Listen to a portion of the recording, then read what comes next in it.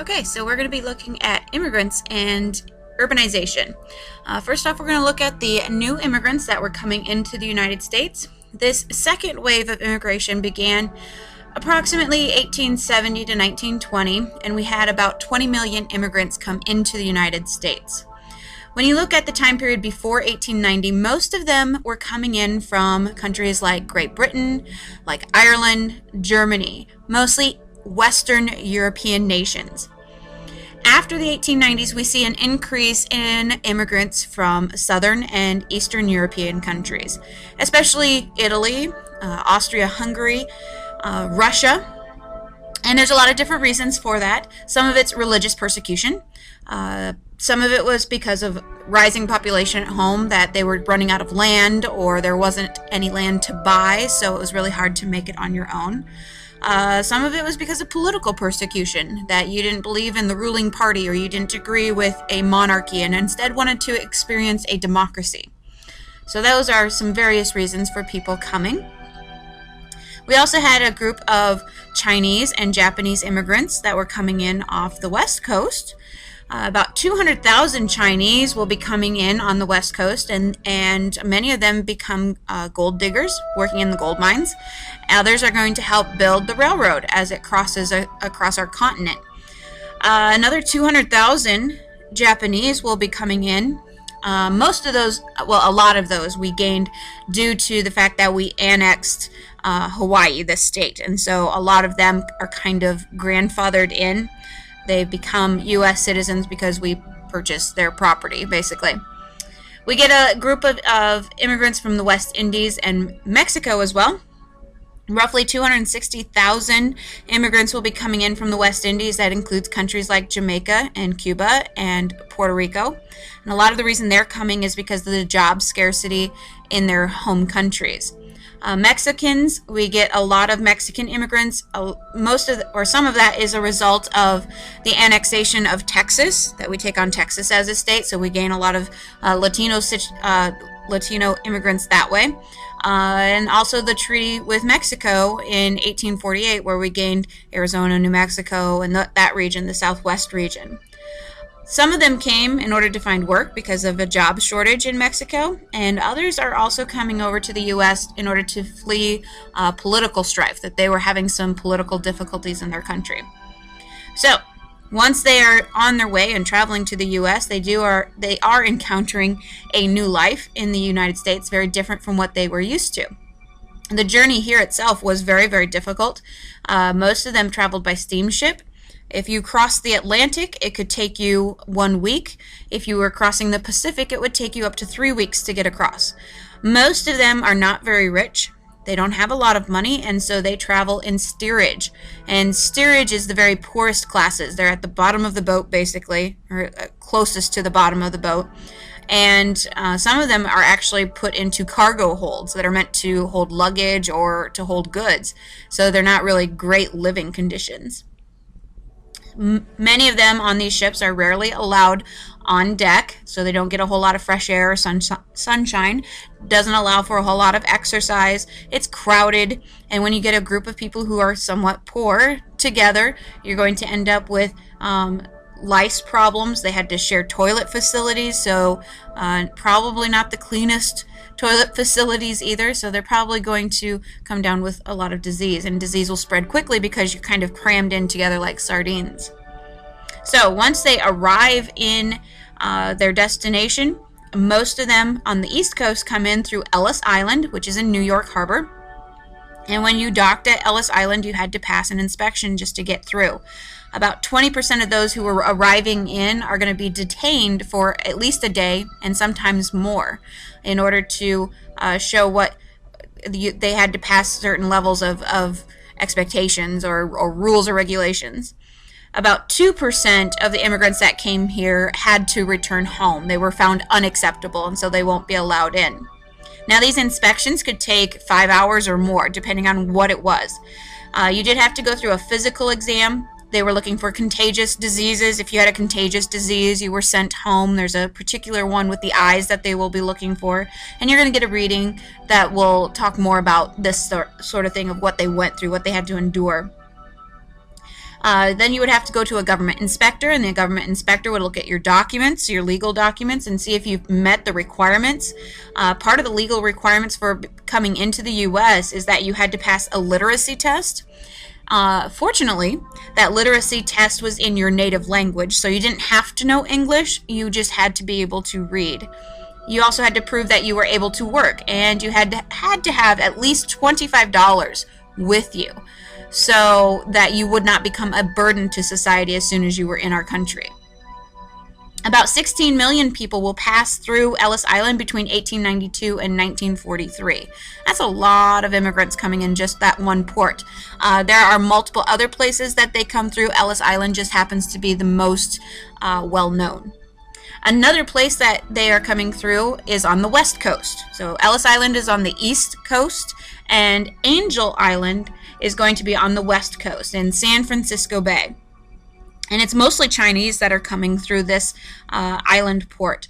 Between 1910 and 1940, about 50,000 will be immigrating in through Angel Island, The procedure there, it's kind of the same procedure as on Ellis Island. You had to go through a health inspection, you had to go through government inspection, but it's much harsher than it was on Ellis Island. They had harsher questioning, they were in longer detentions. And so in some of the detention buildings, there are poems that are etched into the walls because they had so much time on their hands that they wrote on the walls. They etched their poems into the walls to describe what they were going through. Once they are finally through inspection and can come into the U.S. as an immigrant, they do face a lot of culture shock.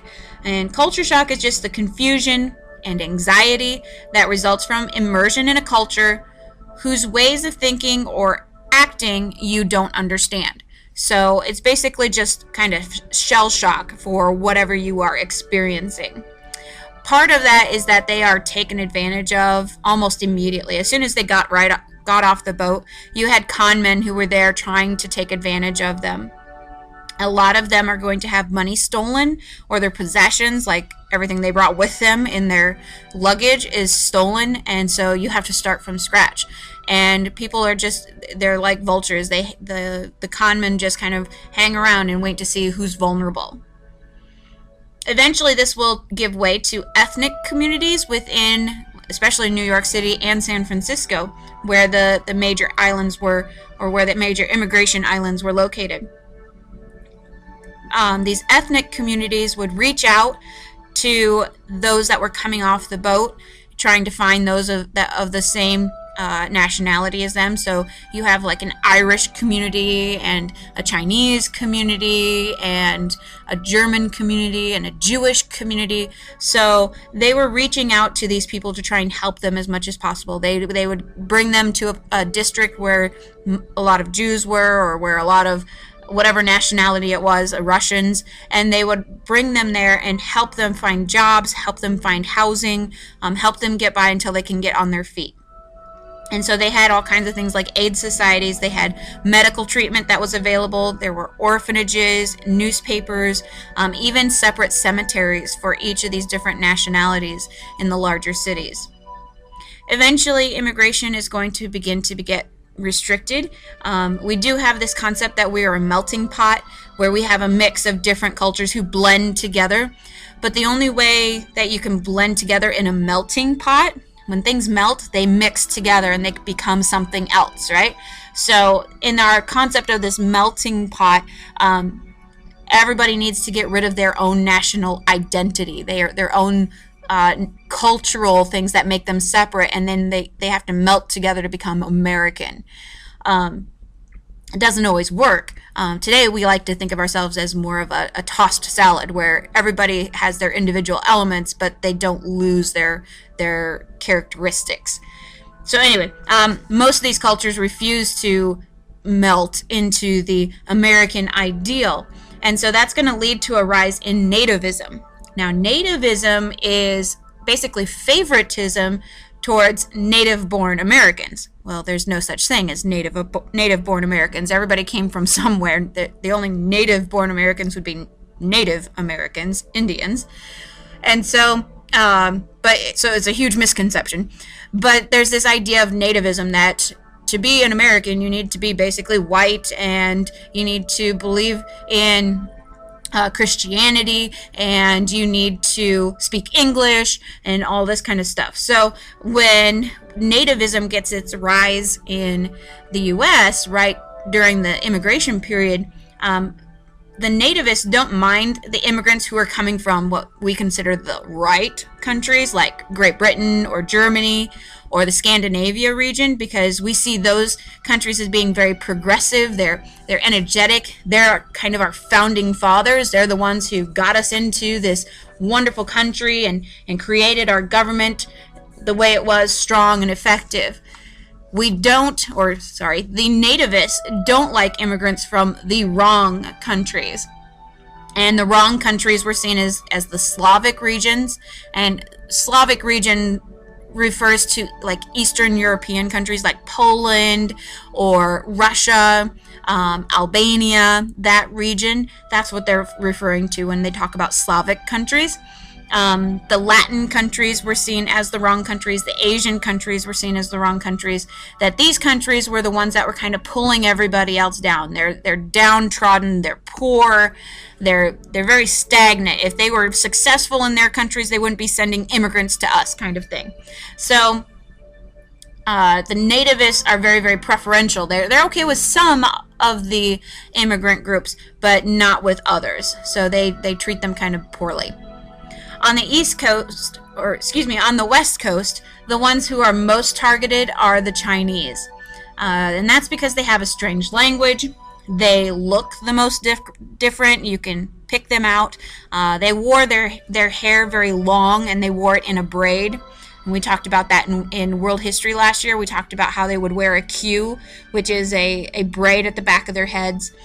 They would wear these distinctive hats, and I know you've all seen the straw hats that are blocking the sun. So they were very, very distinctive in their look. People could recognize who they were. But they were also willing to accept very much lower wages to work. And so the whites considered this to be a threat, that they were taking away white jobs, kind of thing. Sound familiar? I'm sure it does. 1882, the Chinese Exclusion Act will be passed by the government, and this is going to ban all Chinese immigrants coming into our country for 10 years. With the exception that we would allow in students and teachers, tourists, merchants, and government officials. So we'd let in those groups. But when you look at it, those are the groups that are going to be spending money rather than taking money in the United States. So we ban all Chinese immigrants for 10 years except those groups. And that law won't be repealed until 1943. Then the next major thing that comes about is the Gentleman's Agreement, and this one's going to deal with Japan. And this is 1907 to 1908, so it's only for a year.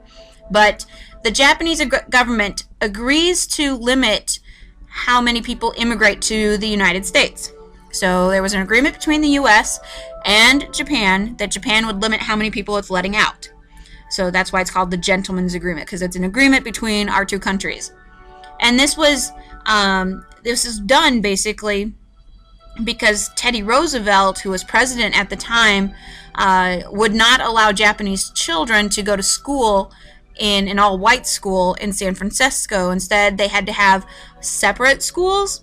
And so he would put all the Asians together, all the Chinese, Japanese, Koreans, whoever that was coming over, and put them into a separate school for Asian kids. And the Japanese had a problem with that because if you remember from World History last year, we talked about how Japan sort of sees themselves as being superior to all the other Asian countries, that they see themselves as being more white, or in the white class kind of thing, as opposed to the Asians. So they took sort of insult to the fact that they were being treated like Asians and not like white people, I guess.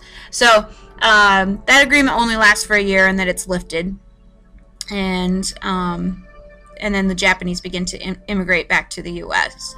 So that's just a real brief look at immigration in our country. And we will look further into the urbanization of cities as a result of all these immigrants coming in.